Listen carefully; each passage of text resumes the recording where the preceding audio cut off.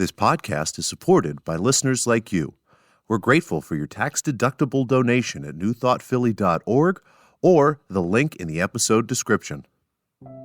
A practical prayer is a prayer that works. These discussions between Reverend Bill Marcioni and Carol Lawrence dive into the details of how it works and how to work it. Reverend Bill is a New Thought minister and the author of Practical Prayer for Real Results. Your new life begins with a new thought. Carol Lawrence is on a spiritual quest, finding the New Thought teaching after decades on the pulpit in 3 different traditional denominations. I've got some questions. Together, they're exploring the philosophy and activities that come together from many of the world's religions to create the practical spirituality that is New Thought.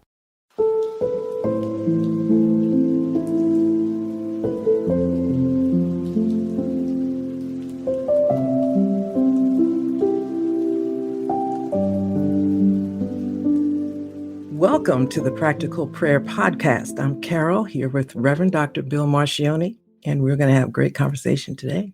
Another wonderful conversation. I love talking to people who tell me that they've been listening to the podcast and find that the depths and the different angles that we take on the things that we're talking about are as uplifting for them as they are. I have one friend who's been in New Thought for a long time who's listening backwards. So she started at the current episode and then she started listening to previous episodes. And so she's actually listening to you become a control freak. That's great. Oh, my goodness. Interesting thing. I don't know. She'll probably have to get back to episode 1 before she hears this. It's liable to be many, many months. But today you wanted to talk about the notion of allowing. Yeah, because not just a control freak issue, though. I think it's just a human issue where we just are used to doing things the way we know how to do them, and hope for the best or believe that what we're doing is the best. And I believe that often we miss what's coming to us, the good that's coming to us, kind of block it or choke it out by not allowing what I call, spirit to just be free and things to flow into our existence just because we don't know how to allow. I just think it's perfectly understandable, but it takes some practice. So I thought we might highlight that in case, because New Year's is coming up and people are thinking about, doing different things and changing things about themselves. And that might be one to look at. Right. P.S. You don't have to wait for New Year's to have something new happen. It can happen anytime. New Year's has always been one of my unfavorite holidays. I celebrate after New Year's about getting a new calendar. And now that everything's digital, I don't even need to get a new calendar. I get new calendars, new digit, everything. New Year's, I don't care. I don't do the resolutions, but I'll pick anything I can to make it new. Say, this is a start right here. Freshen this year up. Anything, it might be January 3rd. I'll come up with something else. Like, okay, this is the new thing here. So we'll go and get some of that. Yeah. And allowing is the opposite of deciding or of resolving. The New Year's resolution is like we decide what's going to happen for the new year.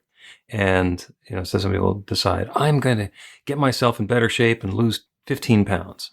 And that's why the gym membership season, when I used to go to gyms in person back in the good old days, amateurs would all show up between about New Year's and Valentine's Day.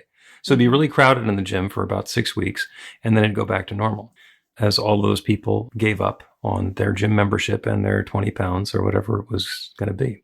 When we make a resolution and I'm going to change something, then it takes willpower and it takes commitment and it takes effort.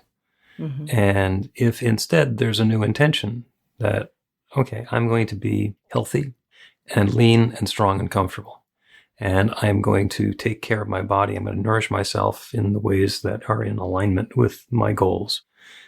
The plan or the program or the way that I'm going to be eating and the exercise and activities I'm going to do will come out of that.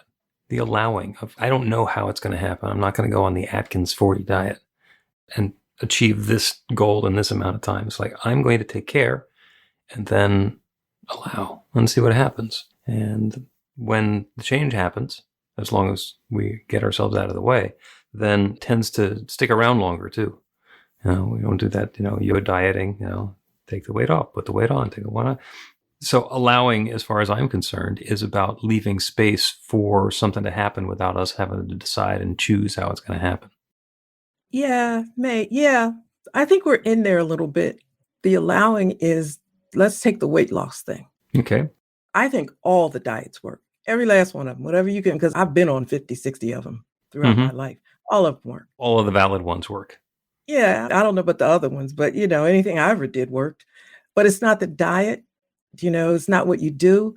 It's you do something. And I'm getting it all confused here. So let me just say it like this.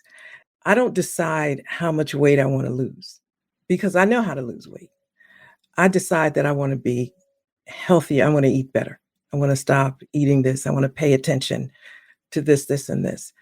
And I'm not a big junk food eater. So when it comes to diets, it's difficult to choose because most of the stuff they say you can't have, I don't eat anyway. So, I don't eat any sweets, so that doesn't work. But there are things that I decide to do and allow the natural course. When I think about it, allow the natural course of things to happen. And they do, they do. I participate maybe in getting out of the way. Can we say that? Oh, You yeah. can participate in getting out of the way and just doing things a certain way and then allowing the rest to happen. And then that willpower, because that's like not, I don't think that's a whole nother episode, right? Willpower. Yeah. That doesn't work. Yeah. And New Thought is not about willpower at all. Yeah. New Thought is about having a new idea. And then, the last step in our practical prayer is release, where we let it go. We turn it over to that infinite creative power that creates everything and let it do its job. We're going to be participating. And I talked about effective diet plans. There was one when I was a young adult and I was significantly overweight. And so the idea was that you fast every other day. So you can eat anything you want on Monday. You don't eat anything on Tuesday. You eat anything you want on Wednesday. Don't eat anything on Thursday. And so that was the program. And whoever came up with that idea, it seemed like a good idea, but they underestimated me. I was like a camel. I could eat 3 days worth of stuff on Monday. It didn't matter whether I ate on Tuesday or not. It just was not an effective plan. And I haven't heard anybody talk about that in 30 years, maybe more. So the other ones that are effective, it depends on who the person is. I have found over the course of my lifetime that I get addicted to carbohydrates. I love bread and I love cake and I love ice cream and all those fun things. And eating them makes me want more of them, which is the way my physiology works. And eventually I just stop. Like, okay, I'm going to not have carbs for a while. Mm-hmm. And then everything comes back into balance and that's fine. And that's the way I work. It's not necessarily the best program for everybody. But again, that's allowing. That is allowing myself to be who I am and just allowing myself to get free of being triggered by the carbohydrates. So I'm opening up to a new possibility. You said something that triggered a thought really quickly. You said allowing myself to be who I am. And I hadn't planned to talk about this, but I recently lost my mother. I haven't talked to a lot of people. And I'm getting notices and stuff from everywhere. Even my children's friends in high school are responding to it. And it's really sweet in that regard. But a lot of what I'm getting are sad things, about, you know what I mean? And I don't mean any disrespect, but I felt like I'm not allowed to be me. I just want to not feel like I should sit in a corner and cry so I can read these letters that tell me how it's okay to cry. Do you know what I mean? I hope I'm not being disrespectful. It's not that you. I'm not caring. It's just that, just let me be allowed to be who I am. This never happened to me before, so I'm not sure even how I am. But allowing me to be, and at the end of the day, I kind of look back on the day and say, wow, that's what you did or that's what you thought, because you allow. And it's almost like you allow yourself to go through things. You allow spirit to direct, if that's the way you think of it, or speak to you or whatever. You just allow and you'll get through whatever it is, I think. Yeah. There's a huge assumption when somebody hears that your mom passed and they say, oh, you must be feeling this or thinking that or going through it. It's like, no, you don't know what I must be. Yeah. Sad? Yeah, sad. Upset? Maybe upset. Your mom had some challenges towards the end, and who's going to say, oh, you must be so relieved? No. And in a way, you sometimes you don't even know what you are Right. right And so away. having somebody else tell you what you are it doesn't help at all. So the goal, again, is to allow the space. It's like, oh, Carol went through this thing. I'm so sad for you and want the best for you and, can be present for you, And then if you want to talk about it or you don't want to talk about it, I can do that with you. Yeah, I like that part. Like if you want to, you don't want to, but don't be sad for me because, like this is a cycle of life. And if we really look at spirit and life moving forward and evolving and all of that, the fancy words we talk about and the practical, whatever, we have to allow in our minds life to happen and unfold and see how it unfolds, because in 2 weeks, 3 weeks, nobody's going to be calling me. Nobody's going to send me anything. And that's fine. That's how it goes. So let's just flow because I think you miss things if you don't allow it to happen and notice what's happening. Yep. Yeah. Allowing and being present to the circumstance, to what's going on. Yeah, just kind of see where it is, and just a quick thing, my sister and I stayed in a room with my mom for 5 nights around the clock, that's a lot of time to be in a room. That's a lot of time. That's a lot of time. Yeah. And I mean, you could talk about a lot of things. Yeah. But staying there and looking at what's happening and then what's happening next. Mm-hmm. So I'm not saying I have any answers. I'm just thinking about allowing it. And that's part of what I thought about when we decided what to talk about. Yeah. Allow ourselves to recognize what's happening at this moment in our life. For me, it's trying to, I'm probably in grief and don't know it. I'll figure it out eventually. Something's going to happen. You know that you're in grief. You're just not sure how it feels right now. Yeah, I mean, I don't recognize, it's not looking typical. How about that? Why does that not surprise me about you? This is not looking typical, right? Like that's my mom. She wasn't typical either. So everything is going the normal way. But it's like, I guess I'm trying to say whatever moment we're in, it doesn't have to be grief.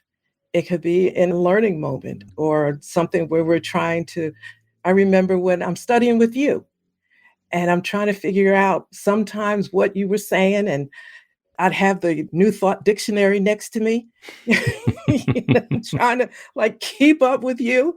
And it's like, listen, just let this thing flow. If you miss it this time, he's going to say it again. You're going to hear that word again. The context. That's the truth. Just kind of hang in there and get the point right now. Because you did lose me sometime, right? I'm trying to figure out what you said. You're on to something else. I'm like, whoa. I'll double back around. I'm actually going to tell a story that I've told a few times before because it seems relevant to the moment. My mom passed away in March of 1989. It's a long time ago. And we had a dog living up in North Jersey. And we let the dog out in the backyard all winter long. And there was ice and snow and whatever in the backyard. And it thawed like the week after my mom passed. And so my dad and I are out in the backyard cleaning up frozen dog poop, like a whole winter's worth of frozen dog poop. Because this is what you wake up and do what needs to be done to take care of the children. And my dad says to me, the next person who says, is there anything I can do to help? I'm going to say, come scoop some dog poop out of my backyard. I knew you were going to say that. I'll do it. Yeah. It's like, no, I wanted to do something more spiritual, something a little, much less tangible. Be the comment. You know what? It's still in the allowing, right? It's allowing yourself to see the situation bigger than you normally would. Mm-hmm. People are saying, I started a GoFundMe for raising money for people who are, well, let's put it this way. I've met a lot of people going through the same thing I was going through. And, it costs you, right? You got to get dinner, you got to get lunch, especially if you don't live close and there's gas getting back and forth every day and your parking is not free. Mm-hmm. So, for us, it happened really suddenly. So for a lot of people, I was fortunate, we had resources that could manage that, but I knew others didn't. So I started a GoFundMe so that I could help other people, with lunch and parking and stuff like that. And when people ask me, what could they do? I said, well, you can contribute to the GoFundMe. And this is for what? And, people recoiled at that because they were used to, well, I'll send flowers or I'll send this. Well, first of all, my mother didn't like flowers anyhow. So let's just, this is the real right here, right? Some people sitting, they haven't had anything to eat. They're not thinking about it, but they might be by themselves. I had my sister. So allow ourselves to open up and see different possibilities, different ways of helping, like scooping the dog poop that you didn't get around to being able to scoop up, Yeah. Let's take a break and then continue the discussion about allowing.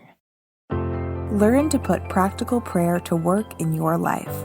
The steps are simple to learn and let you begin to get real results to create the life of your dreams immediately.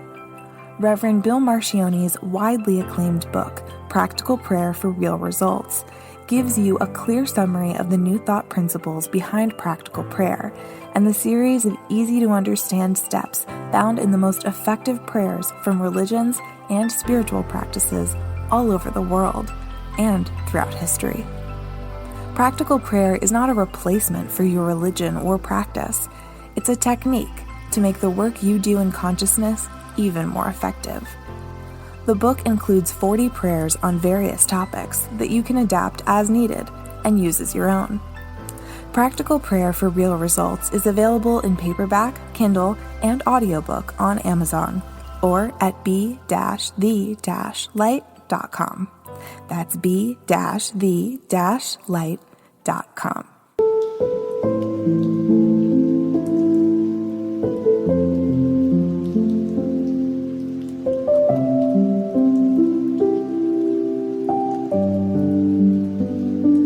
Welcome back to the Practical Prayer Podcast. I'm Carol, here with Reverend Dr. Bill Marcione. Listen, let me just say this to you before we get started. Give me some kind of hint before you tell a story like that, shovel a dog poop or something like from the winter. Yeah, give me a hint because that stuff cracks me up. and everybody says I'm like my father. I'm just like so serious and I look so serious, right? But there's a crackpot side. And when you say things like that, like the crackpot side comes out, and I'm thinking, I got to go back on the air. I can't be cracking up like this. Don't be. Oh, you can. You absolutely can. That was one of the goals when I was doing the morning show on the radio was to see if we could crack each other up. If you could get one of your co-hosts to laugh uproariously for 30 seconds and not be able to do their job, it's a mission accomplished. So you almost did it this time. So don't worry about that. There's a really simple exercise that we can do in allowing to bring the whole point of it home. And we can do that right now. So go ahead and take a deep breath and hold it. Now a deep breath out. Blow it all the way out. Leave it out. Then decide exactly when your next inhale is going to be and take in another deep full breath. And then decide exactly when you're going to let go of that breath and then let it go. Now stop paying attention. When your body is ready to breathe in, let it breathe in. When your body is ready to breathe out, let it breathe out. And you can observe it. You can observe whether you're breathing that same deep, controlled way that you were when you were doing it intentionally, or if it's really shallow, or whether you like it better one way or another. But the allowing is to be an observer of the process rather than to be in control of the process. Yes. And we can do that in so many different ways. Yeah. That's the word that I didn't. Thanks for that word, observing, because observing, you have to really kind of stop and kind of like even allow your own thoughts to be on hold for a second and just to observe and see what's happening.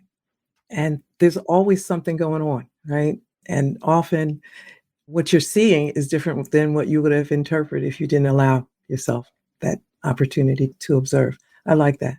Yeah.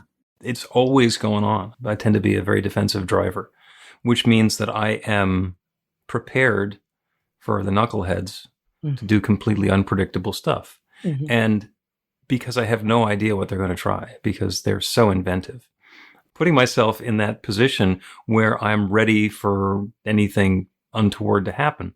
Then when it happens, instead of getting all wrapped up in it, I can observe it and say, well, that was a surprise. Yeah. Really? The guy who's like, had this happen last night. We were at an intersection where there's a light and we're turning left and there's a car on the other side coming toward us that has its left turn signal on, and the light turns green and we go to make the left and he drives past us honking because he wasn't making a left turn. He just had his signal on. I was like, well, that was interesting. I was not driving. My wife was driving. She was much more alarmed about it than I was because I expect that the knuckleheads are going to do completely unpredictable, unreliable things. Yeah, well, you've observed it over time because that seems to be the case. Yeah. Yep. If I'm going to be pulling out in front of somebody and they've got their turn signal on, I wait until I see the wheels turning instead of just the blinker.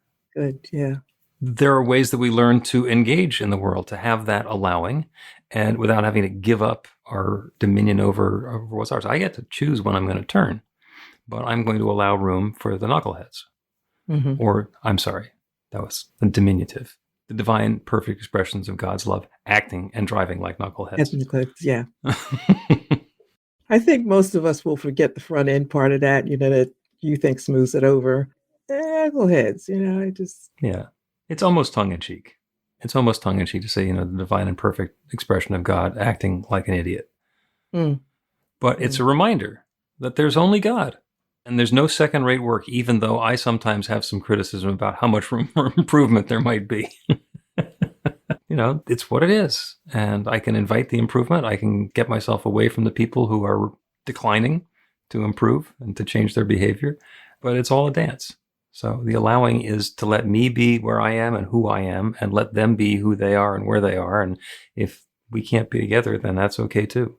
And again, you just gave a beautiful scenario of it. If you change the word let for allow, sometimes I feel like I'm just standing back and letting you be you, or I'm standing back and letting you do crazy. I'm just standing back and letting you, I'm allowing this to happen. I'll look and see what's going on, stand safely back, hopefully that it's not spilling over.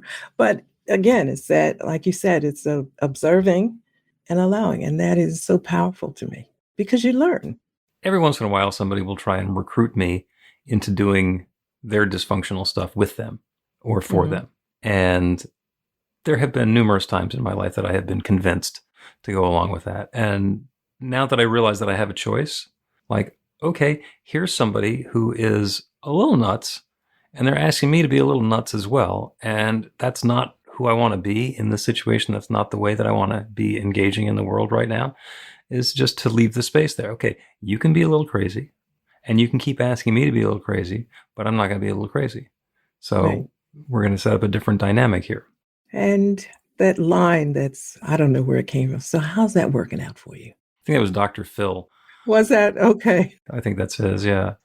How's that working for you? It's like people do the same thing over and over again, and they want you to be a part of it. That question kind of cuts it off. How's that working out for you? And if it's going to continue working out for you the way that it's been working out for you, then why in the world do you need me? Just, have at it. Yep. Let me know how you're doing. I'll be standing over here. Way over here. Way over here. Gently behind the lead-lined blast doors. Yeah. Because I've seen this before as well. From you. Yep. Let's do another break and then continue with a prayer on allowing. Get inspiration in an instant.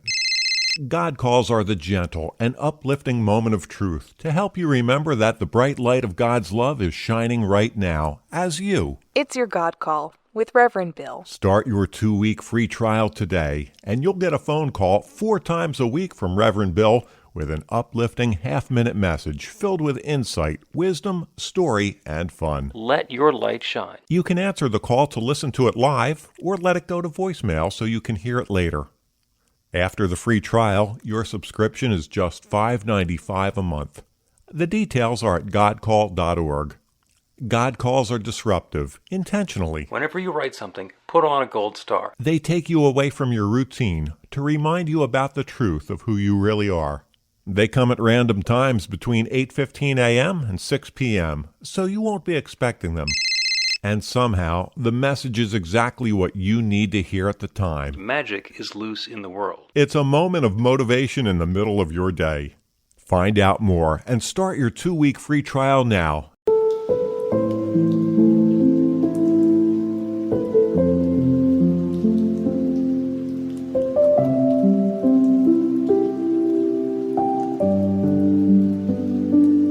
Welcome back to the Practical Prayer Podcast. I'm Carol with Reverend Dr. Bill Marcioni. This has been a great conversation. This has been a wide-ranging conversation. It has been spiritually insightful with some commentary about frozen dog poop. We're just running the range here. You know what? I was going to say they all are spiritually and all, and then you threw in the dog poop part. Okay. Well, sometimes you have to really see the godliness in a situation. But that's us. In fact, that's what the prayer is going to be about today. The whole podcast episode has been about allowing. And so the prayer is to be in that place of allowing, of opening, of softening ourselves and letting loose the control that we think that we have. So we begin by turning our attention away from the circumstance and the situations and the specifics in the world around us, because it's all right there. And our senses are telling us what it is, and our mind is telling us that we know, first of all, what's been going on and what ought to be going on instead. And we get to turn away from all of that. So if it's safe to do so, go ahead and actually close your physical eyes. Close your eyes to the outer world. Go within. Allow yourself to relax into this present moment, and then allow your inner eye to open. That divine eye, the one that is aware that there is one divine presence, one power, one love, one source that shares itself as all of its creation. It's God or nature or the divine or spirit or even the Big Bang. However we describe it, it is that one source from which everything is flowing and unfolding and revealing. And that one shares itself as everything in its creation. Everything can trace its lineage back to the one. Whether it's evolution and the Big Bang, whether it's the begats in the Old Testament, all of us can trace ourselves back to that one. So we are that divine power and presence, each of us individually and all of us together. We are that divine presence shared in our own particular way. That infinite creative power is expressing itself as each of us right now. And as we allow, as we release, as we surrender our attachment to the specifics of how things are going to go together next, as we open ourselves up to new possibilities, that newness can come about in ways that we did not anticipate. This infinitely creative universe is able to create something that goes beyond our imagination. When we are specifying how something is going to happen, what the timeline is, what the details are going to be, we're putting limitations on that infinite creative power because it's done as we believe. And if we believe it can only be done this one particular way, we could, in fact, be cordoning off all sorts of avenues through which the good that we're seeking can flow. So we turn our attention away from the specifics and open ourselves to the tone and texture, the flavor, the feeling, the timbre of the experience that we're desiring, and allow. We are now allowing that divine power to fill this opening with something new and wonderful. And the good unfolds in new and wonderful and unexpected ways, and in ways that we're exactly the way that we would do it if we were left up to us. And it's not up to us because we're allowing that divine presence to share itself in a new way. I'm grateful for it. I'm grateful for the wonderful ways it's showing up. I'm grateful for the willingness of each one listening to let go, to allow themselves, their ego selves, to get out of the way and make room for the infinite to do something truly grand and wonderful. And so good and more good and more good is unfolding for each of us in our own particular way, however we're describing good. And the love unfolds, and the success is at hand, and the health and vitality returns, and that divine presence is shining as and through and in each of us. And so with gratitude for all of this good, I speak this word and I release it into that creative law, the one that always says yes. And I know without question, doubt, or hesitation, it is now saying yes. This good is underway now. And so I let it be. And so it is. Amen.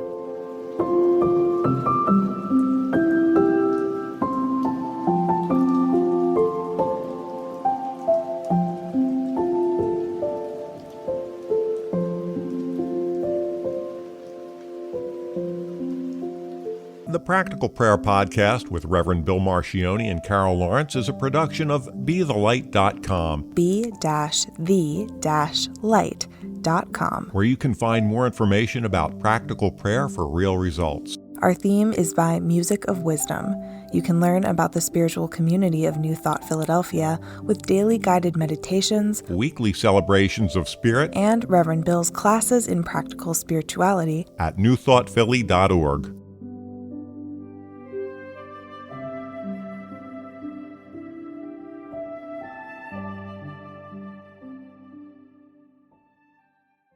This podcast is supported by listeners like you. We're grateful for your tax-deductible donation at newthoughtphilly.org or